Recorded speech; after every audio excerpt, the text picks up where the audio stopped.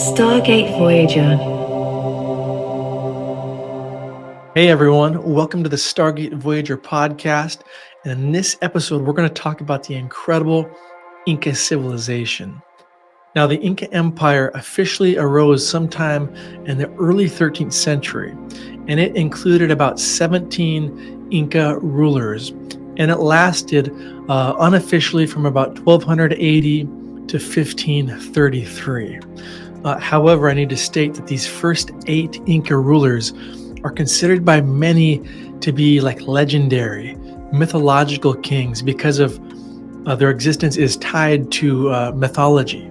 These mythological or legendary kings were said to have descended from the sun god, and they held great power over the people of the empire. But according to the mainstream timeline of history when it comes to the Inca, 1438 would mark the official start of the empire when Emperor Pachacutec began to rule. And the Incas considered their kings to be the Sapa Inca, or the son of the sun. Now, originally, the Inca Empire is called Tawantinsuyu by its subjects, and that's Quechuan for the realm of the four parts. And the realm of the four parts, or the Inca Empire as it's become known, was really the largest pre-Columbian empire in America. Now, the Inca Empire was known as Tawantinsuyu by its subjects. The administrative, political, and military center of the empire was located in the city of present-day Cusco, also known as the Puma City. If you Google Cusco Puma, and you can find an aerial view of it, there is some photos you can see where you can see the outline of what it was, an ancient puma. And according to historical data, it was Inca Emperor Pachacutec who began rebuilding the city into the shape of a puma in 1438. Now, the Incas incorporated a large portion of Western South America, centered on the Andean Mountains for their empire.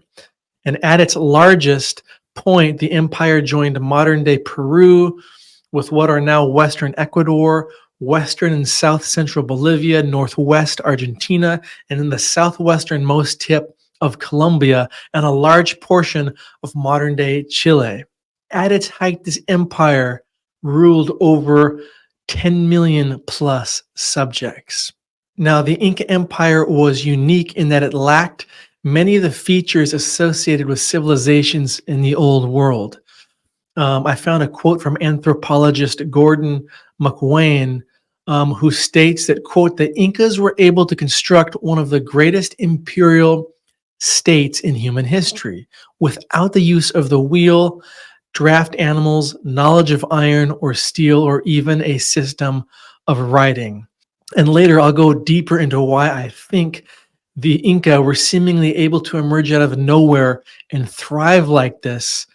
And I think it's because they had a little bit of help. We'll just say that. Now, the Inca Empire functioned largely without money and without markets. Instead, the exchange of goods and services was based on reciprocity between individuals and groups and Inca rulers. Taxes consisted of labor obligations of a person to the empire, where the Inca rulers essentially theoretically owned all the means of production. So they reciprocated back by granting access to land and goods and providing food and drink and celebratory feasts for their subjects. Now, I should note that the Spanish conquest of the Inca Empire began in 1532. And this was shortly after the Inca Civil War, where the last Sapa Inca, which means the emperor of the empire at that time, he was captured and killed on the orders of Conquistador Francisco Pizarro. And this marked the beginning of Spanish rule or occupation. Now, the remnants of the empire retreated to the remote jungles of Vilcabamba, Peru, and established the small Neo-Inca state, which was conquered by the Spanish in 1572. Now, when the Spanish arrived to this incredible empire of the Incas, they gave it the name Peru, to what the natives knew as, again, Tawantinsuyu. Now, the name Inca Empire originated from the chroniclers of the 16th century. So the Inca did not necessarily have a written language as we know of one. So they did not really leave behind their own written accounts of their cultural or worship practices. So much of what is known about the Inca, about their past, lies with what the Spanish said about them in their journals and the artifacts that we still have today. Now, while the term Inca today is translated as ruler or lord in Quechuan, this term does not simply refer to the king, but it also describes the Inca nobles. So, in this sense, the Inca nobles were basically a small percentage of the total population of the empire. So, the ruling class was probably somewhere between 15,000 to 40,000, but the population they ruled over was 10 million plus people. Again, it's important to note that the word Inca does not refer to the general population, but to this highest class of society who protected their royal bloodlines by breeding with each other. These Peruvian monarchs availed themselves to the right of polygamy to a very liberal extent, leaving behind families of 100 to even 200 children per emperor sometimes. Insane. Now let's talk about the religion and the beliefs of the Inca and some of their practices.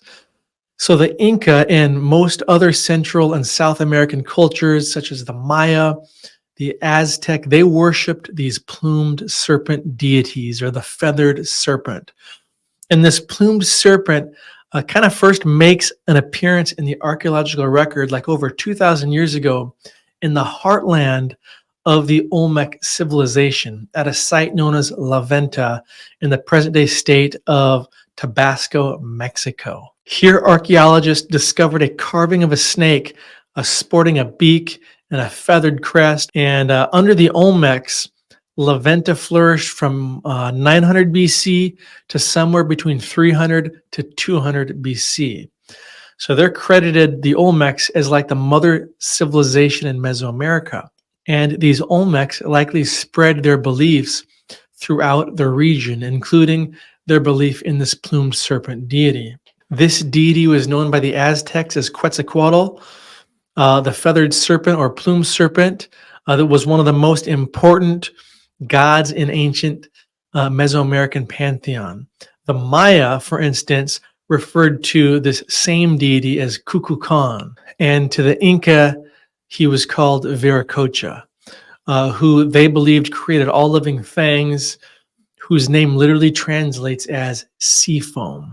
And so Viracocha, to the Inca, this feathered serpent, was really believed to have emerged from Lake Titicaca, further south from Cusco.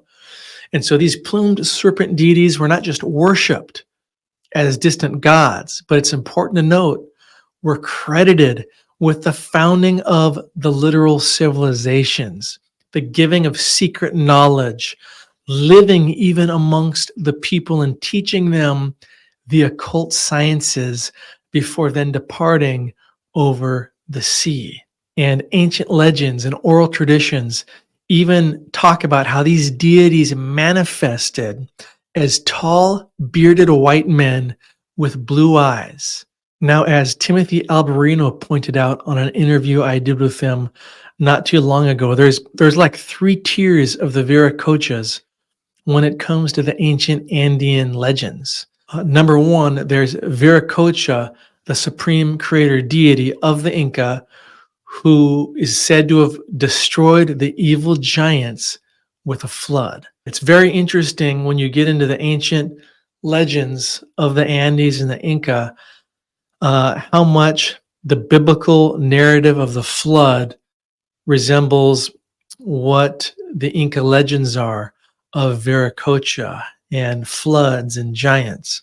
During this epoch after the great cataclysm that obliterated the old world, the survivors somehow who survived this were living in darkness. And this is when number 2, the Viracochas arrived. And again, according to these legends, they had fair skin, white skin, beards, long hair, and cloaks, and they held staffs in their hands. And their leader was called Kontiki Viracocha. Now, some accounts say, again, that they had blue eyes. And they went throughout the Andes along the path of the Viracocha to the survivors, and they began to civilize them. And then again, according to legends, they disappeared over the sea and said they would one day return. And this leads us to number 3. Many of the Quechuan people believe that the Viracochas were an ancient civilization that also live underneath the Andes Mountains. And there are even reports, and again, legends, oral traditions from the natives themselves of the locals encountering these Viracochas who showed up even in flying craft that were shiny and disc-like. And they even speak telepathically. They can heal the sick, and then they disappear. Now, many other forms of worship persisted in the Inca Empire, most of them concerning the local sacred huacas. When I'm in Peru, one of my favorite things to do is not go to the big famous sites like Machu Picchu and Sacsayhuaman, as amazing as those are, but you go high up into the Cusco highlands, way above the city, way up in the foothills of the mountains, and you see these huacas everywhere. What's a huaca? It was considered a holy site to the Inca, a religious site where they would worship. And it's usually where you see in the middle of nowhere, let's say you'll see a big rock outcropping emerging from the earth, and you go around it and you see literally what looks like a precision trapezoidal triangle cut into it. And I'll explain who I think actually made this. But again, to the Inca, this was holy, and this is where they would perform worship. And the Inca leadership encouraged worship, sun worship, to Inti, their sun god. And at these huacas, the Inca would bring out their most prized sacred possessions, which were these mummified bodies with elongated skulls. And we'll talk more about this in a little bit. But they would bring out these mummies during the annual solstices, and they would place these in the huacas, in these megalithic portal-looking faux doors. And according to the Inca's own legends, on the solstice, when the sun would hit at a certain time, these mummified, elongated skulled humanoids would become animated, and they would literally speak telepathically to the Inca and give them orders and teach them about worship, and I believe even demand sacrifice. So let's talk about sacrifice, because the Inca and the Maya, the Aztecs, they're all known for, unfortunately, being big into human sacrifices.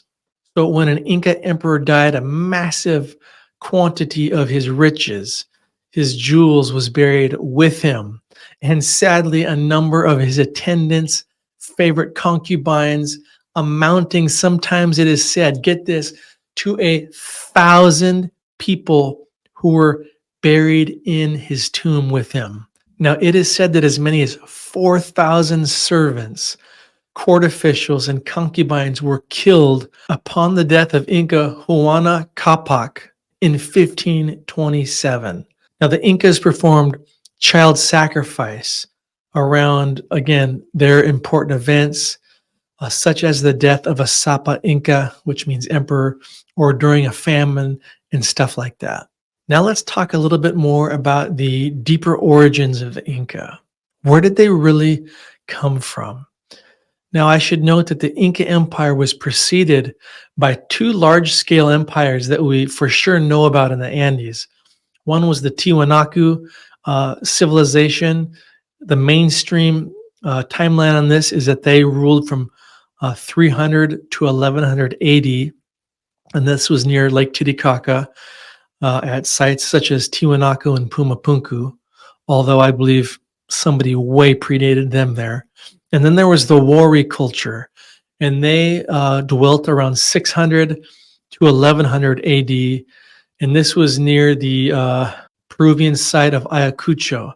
But the Wari also occupied the Cusco area for about 400 years.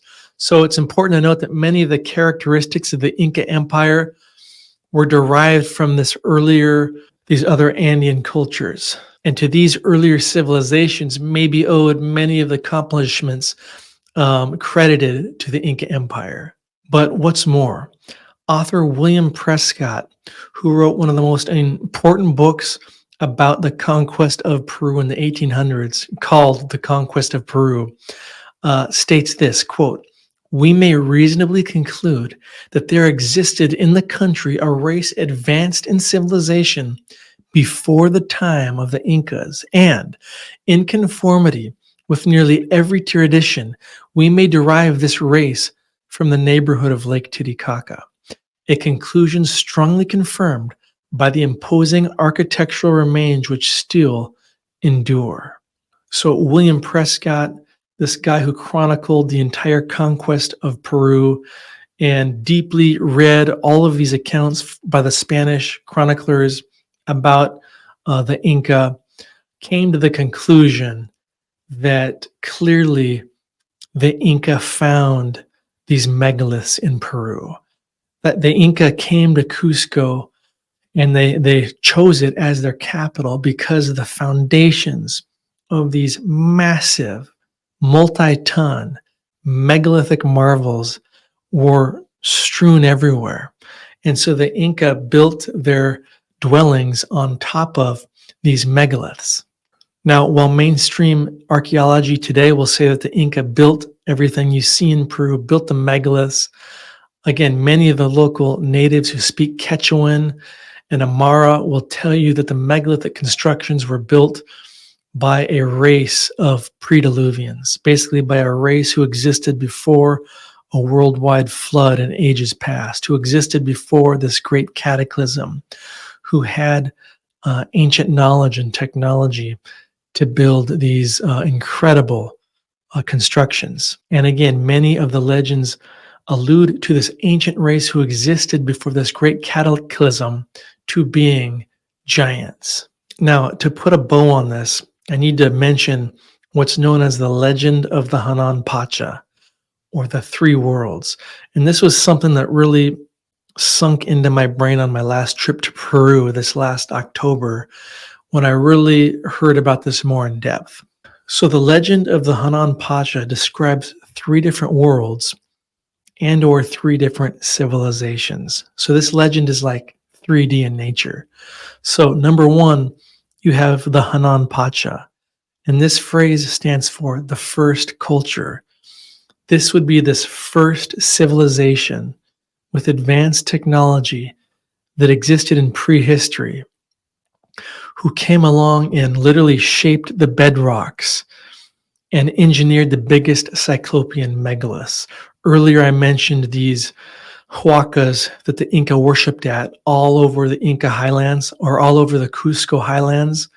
You'll see a giant rock outcropping. You'll find caves. You go into them. It's like they were laser precision cut with lost technology. This was the Hanan Pacha, the first culture, the first civilization, the first builders who I believe had this lost ancient technology. And again, I'm not the first one to say this or to come to this conclusion. Now, according to the Inca oral traditions, the Hanan Pacha also refers to the highest of the three worlds, or the three levels of consciousness in the Inca frame of mind.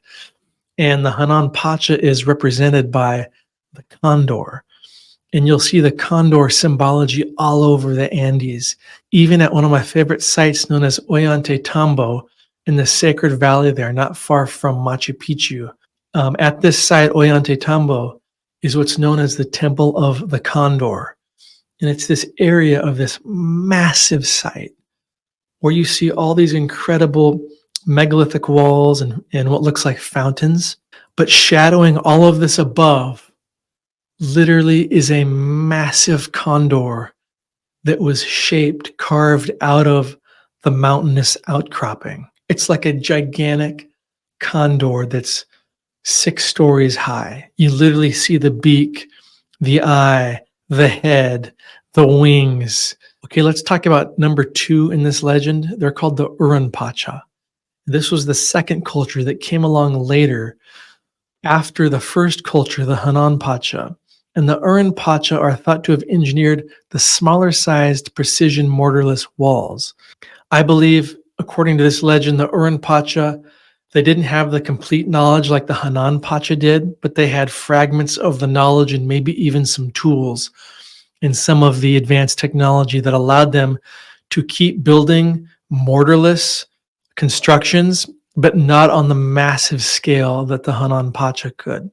For example, you can do a Google image search of Sacsayhuaman, that site in Peru, massive 100 plus ton blocks compared to Google the Coricancha in Cusco. And this is a construction that I think might belong to the Uran Pacha. It's still mortarless, it's megalithic, but it's just on a smaller scale with small blocks, but it's precision. So there's still clearly some ancient technology involved, but the blocks aren't necessarily interlocking like at Sacsayhuaman, but they're just precision squares put together. But you still see like ancient drill holes inside these blocks. So again, I believe they still had some of the knowledge and some of the technology. And the Uran Pacha, this second class, is also said to represent the middle world and refers to the mid-level of consciousness whose animal representation is that of the puma.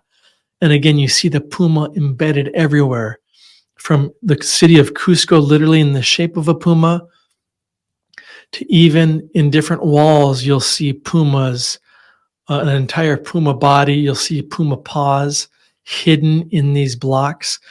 So the puma, I believe, is one of the most ancient symbols of the Andes, of the Hanan Pacha, but the Uran Pacha really symbolized it. Finally, we have the Ucan Pacha, the third culture, the last culture who came along and built on top of the previous two. And I believe this symbolizes the Wari culture I talked about and or the Inca. This was the third culture. Again, they built on top of the previous two cultures using copper chisels and stone hammers. And they tried to replicate the previous works, but they couldn't, so they used mortar with clay. And they used small rough stones. And the Ucan Pacha is the lower or the underworld. And their symbol is the serpent, called a maru in Quechua. And this is why I believe all over Peru and in Cusco downtown in the stones, you'll see the serpent symbology everywhere. On single blocks, you'll see the serpent hidden in massive walls. So the serpent was a big symbol in Peru as well. And it's incredible to me how the Incas seemingly did not interfere or alter the works of the other two cultures, but harmoniously added on to what existed before. Now, in closing, when you go to some of the museums around Peru and Cusco, you're going to see some massive elongated skulls. And no, I do not believe these massive ones are cradle headboarded. I believe these are natural elongated skulls. They were born that way. Many other skulls are cradle headboarded, and I believe the cradle headboarded skulls were the general population trying to look like the elite rulers. Now, the biggest collection of elongated skulls in the world is in Peru, in Paracas, just a couple hours southwest of Cusco along the coast, where in the 1920s, archaeologist Julio Tello began uncovering thousands of these huge elongated skulls that date between 2,000 to 3,000 years old, clearly far earlier than the Inca. And these skulls have so many genetic anomalies associated with them. There's no way they were made to be like that just to cradle headboarding. They've got larger eye sockets than normal skulls, larger jaw bones. They're missing sagittal sutures on the skulls, and so many more other anomalies. They've got 25 to 30% more cranial mass than average than a normal skull like ours does. Some of them, like the Chongo skull at the Ica Museum, I would guesstimate has 50% more cranial volume than ours. The point is, cradle headboarding can't create more cranial mass. And so these things were born like this. What's more, the last several years, there's been many discoveries of numerous skulls of infants and newborns with huge skulls born right out of the womb. So this was genetic. I believe these were some kind of hybrids. Some theorize that these descended from the Nephilim of Genesis 6 in the Bible. But why do I bring this up? Because in the museums of Cusco, you'll see a lot of what I would say are natural elongated skulls that are said to be from the royal Inca. And these all had dark reddish hair, just like the Paracas from 2,000 and 3,000 years ago had dark reddish hair. So in closing, is it possible that the royalty of the Inca descended from the Paracas, who died out 2,000 to 3,000 years ago down in the Paracas region? Maybe they migrated up to Cusco and became the Inca. And there's, again, researchers who have done a lot more detailed research into the DNA of these Paracas skulls, like Brian Forster and L.A. Marzulli. I'll even link an article I have that breaks down a lot of their research in the show notes below if you want to read that. And also, what's little known is the Inca performed artificial cranial deformation on their own royal children in order to physically distinguish themselves from the common people.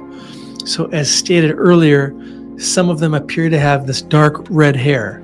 So there you have it. That is my breakdown on the incredible Inca Empire, this amazing civilization that thrived in Peru in the present-day Cusco area. I hope you learned something that you didn't know before. If you enjoyed this episode, please consider sharing it on your social media or sending it to a couple friends. And I shouldn't end this episode without asking you to subscribe to this podcast from wherever you listen, whether that's YouTube, Spotify, or Apple Podcasts. Hit that subscribe button. Feel free to follow me on social media. I hang out mostly on X and Instagram. Feel free to send me a DM. Let me know you enjoyed this episode, or if you got any questions, hit me up. I'll respond. Until next time, keep exploring.